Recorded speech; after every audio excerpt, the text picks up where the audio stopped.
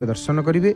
आज प्रभुंकर चिता लगी अमावास्या, कारण देवस्नान पूर्णिमा दिन महाप्रभुंकर से चिता जिते बड़े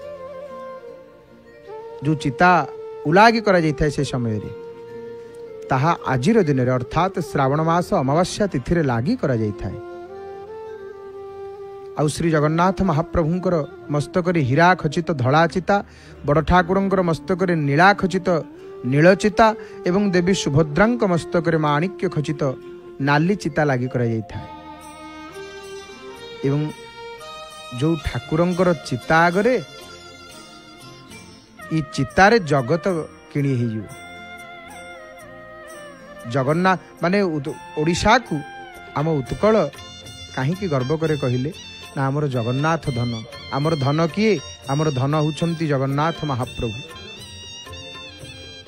आमर धन होउछंती जगन्नाथ महाप्रभु कलियार भुज प्रभु।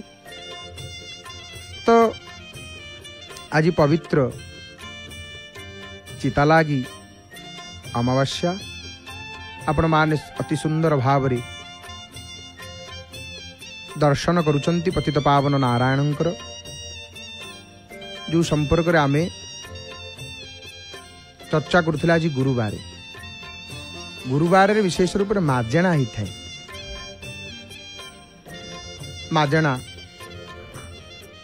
कहले भल भाव रे टिके स्नान दही रे उत्सव विग्रह चलती प्रतिमा स्नान करि थांती। तो देखंतु बड़ देउल रे जेतु वर्तमान आलती हम समग्र भारत वर्ष रे जेते मंदिर अच्छे कौटी केते कौन की प्रकार विधान, किंतु बड़ देउल रे श्रीमंदिर रे आलती केते थर महाप्रभु हुअन्ति।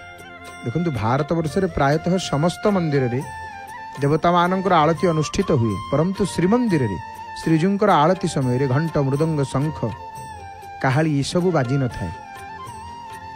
संसार भितर जेते देउल सबुठी आलती समय रे घंट बाजिबो, मृदंग बाजिबो, शंख बाजिबो, नाना प्रकार वाद्य बाजिबो, एठी बाजिबोनी से गुड़ाक। आ केते थर आलती महाप्रभुंकर एठी ना, एठी प्रथम आलती मंगल आलती,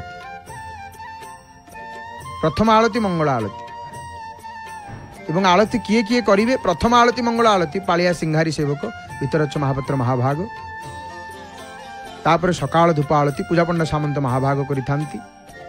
तृतीय मध्याह्न धूप आलती पूजा पंडा करिवे, संध्या आलती पालिया पुष्पालक करिवे, संध्या धूप आलती पूजा पंडा करिथांती, जय मंगल आलती पूजा पंडा करिवे, तापर पहुड़ा आलती। ये 7 आलती।